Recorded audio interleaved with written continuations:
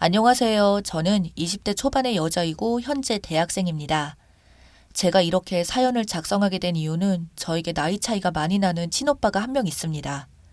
오빠 덕분에 겪은 일을 이야기할까 합니다.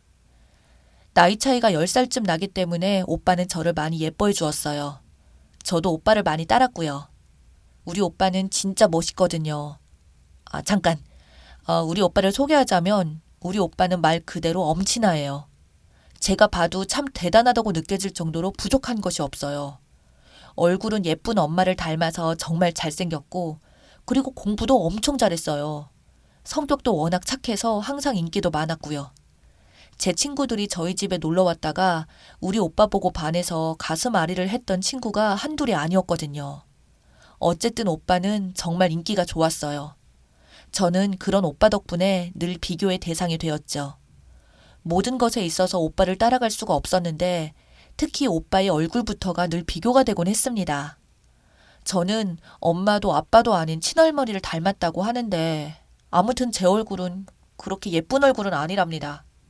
그렇다고 하더라도 정말 최악은 아니고요. 단지 오빠 동생이어서 더 못나 보이는 것 같아요. 오빠가 너무 잘나서요. 그렇지만 제가 늦둥이라면 늦둥이어서 가족들의 예쁨을 듬뿍 받고 자랐어요. 저희 집은 다른 집과 다를 것이 없어요. 그냥 평범한 가족이에요. 서로 아끼고 사랑하고 배려하고 그냥 조용한 가족이랍니다. 하지만 얼마 전 오빠가 여자친구를 인사시킨다고 집으로 데리고 왔어요. 그 여자친구가 저희 집을 초토화시키기 전까지는 정말 평범한 가족이었습니다.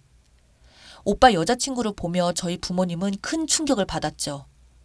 저도 엄청난 충격을 받았고요. 오빠의 여자친구는 조금 많이 특이했어요. 저희 가족들과는 많이 다른 사람이었죠. 집에 들어서자마자 엄마 아빠에게 고개를 숙여 인사를 까딱했다는 표현이 맞을까요? 그렇게 인사를 하더니 바로 소파에 가서는 앉더라고요. 대부분 남자친구 집에 처음 인사를 가게 되면 많이 불편해해야 하는 것이 아닌가요? 하지만 오빠 여자친구는 불편해하거나 하는 기세가 전혀 없었습니다. 모든 것을 아무렇지 않게 행동했습니다. 저도 많이 놀랐는데 부모님은 얼마나 놀라셨겠어요. 그렇게 엄마와 제가 마실 음료수와 과일을 가지고 나왔어요. 거실 탁자 위에 음료수와 과일을 올려놓는데 오빠 여친이 저에게 말합니다. 나는 살쪄서 과일 주스 안 먹어요. 블랙커피 줄래요? 라고요. 소위 기분 나빴습니다. 아니 뭐 이런 사람이 있지 라는 생각이 들더라고요. 말투가 진짜 불쾌감을 주는 말투였습니다. 그렇게 앉아서 이야기를 하는데 부모님의 이야기에 집중도 하지 않고 계속 저희 집을 둘러보더라고요. 그러더니 저희 아빠가 한참 말씀을 하시는데 갑자기 일어나서는 오빠 방이 어디야? 라고 묻더니 저희 오빠 방으로 가버렸어요. 방 구경을 한다고요. 그쯤에 이미 엄마 아빠 표정은 심각했고요. 오빠는 옆에서 안절부절하고 있고요. 그러고는 저희 오빠 방을 휙 둘러보더니 저에게 묻지도 않고 제 방문을 벌컥 열어보더라고요. 대부분 처음 온 집에서 다른 사람의 방문을 열어볼 때 혹시 구경 좀 할 수 있을까요? 하고 물어보지 않나요? 제가 깜짝 놀라서 무슨 짓이냐고 하며 소파에서 일어났어요. 그런데 오빠 여친은 그런 저를 전혀 의식하지 않고 말했습니다. 동생 방이 훨씬 크네요. 대부분 아들 방이 큰데? 이상하네요? 라고 말했죠. 오빠가 도서관에서 공부를 하는 스타일이고 군대도 다녀와야 했고 집을 비우는 일이 많으니 자연스레 제가 큰 방을 쓰게 되었습니다. 그러고는 다시 소파에 앉더니 저희 부모님과 저에게 통보하듯이 저희가 결혼하게 되면 동생 방을 써야겠네요. 라고 말을 합니다. 저희 부모님은 그 말에 넋이 나가신 것 같았어요. 그래서 제가 다시 말했습니다. 저희 부모님은 오빠 결혼해도 같이 살 생각이 없으세요. 서로 불편하지 않아요? 그런 저의 말에 오빠 여친은 그건 동생 생각이죠. 왜 동생 생각을 말해요? 라며 저를 쏘아보더라고요. 그러고는 어차피 이 집 나중에 오빠 거 되는 거 아니냐며 그러니 미리 들어와 살겠다고 합니다. 저희 부모님은 이미 큰 충격으로 정신이 없으신 상태였어요. 그런 엄마가 간신히 말씀을 하셨습니다. 우리는 같이 살 생각이 없어요. 그랬더니 오빠 여친이 무슨 말이에요? 저는 같이 살 거예요. 애도 봐주셔야 하는데. 그러고는 저희 오빠 팔을 치며 눈치를 줍니다. 그래서 제가 화가 난 상태로 말을 했습니다. 무슨 말이세요? 우리 엄마가 애를 왜 봐줘요? 애는 알아서 키워야죠. 그리고 결혼이 확정된 것도 아니고 벌써 할 이야기는 아니죠. 라고 했더니 오빠 여친이 저에게 동생은 얼굴도 오빠랑 다른데 성격도 반대네요. 친남매는 맞는 거죠? 출생의 비밀 뭐 이런 거 있는 거 아니죠? 그 말에 오빠가 도대체 무슨 말을 하느냐고 화를 냈고 오빠 여친은 아니 농담한 걸 가지고 뭘 버럭하냐며 진짜 뭐가 있는 거 아니냐며 얼굴이 달라도 너무 다르다고 큰 소리로 말했습니다. 뭐 이런 여자가 있는지. 이런 여자를 여자친구라고 데리고 온 오빠가 제정신이 아니라고 생각하고 있을 때쯤 저희 아빠가 자리에서 일어났습니다. 그리고 피곤하니까 그냥 가보라고 했습니다. 그런 저희 아빠에게 쉬세요라는 말은 하지도 않더라고요. 정말 기가 막혔습니다. 그렇게 오빠는 여자친구를 데려다 준다고 나갔고 저희 부모님은 충격에 휩싸였습니다. 그대로 한참을 아무 말도 없었으니까요. 저희 엄마만 제 방으로 오셔서 하시는 말씀이 아니, 어떤 환경에서 자라면 저렇게 행동할 수 있는 거니?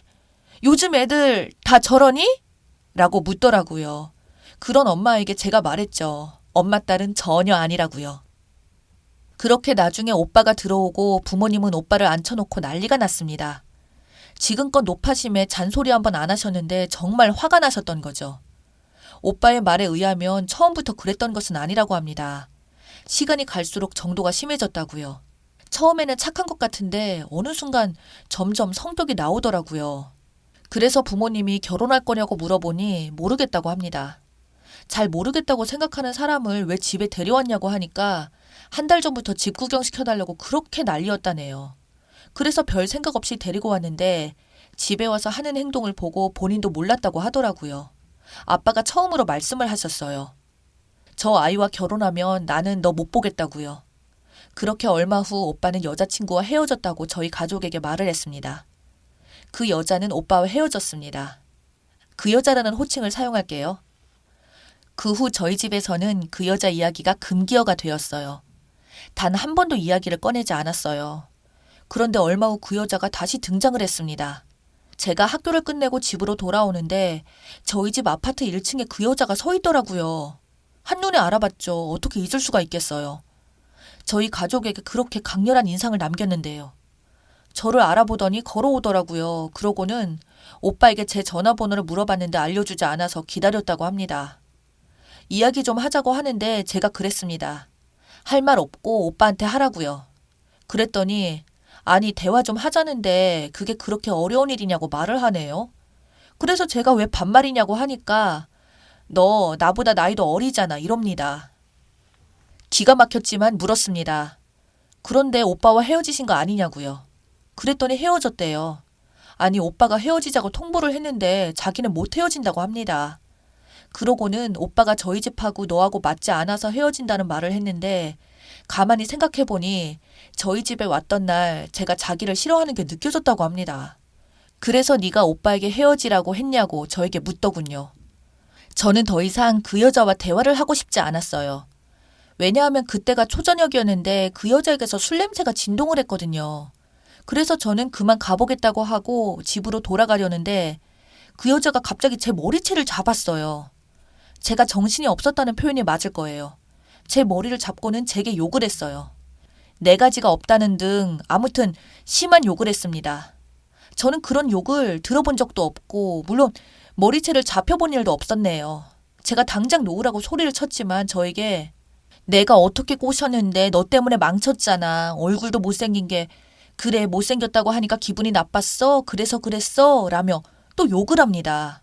순식간에 사람들이 모여들었고 저 그 동네에서 정말 오래 살아서 다들 서로 아는 얼굴인데 정말 창피해서 죽고 싶었습니다.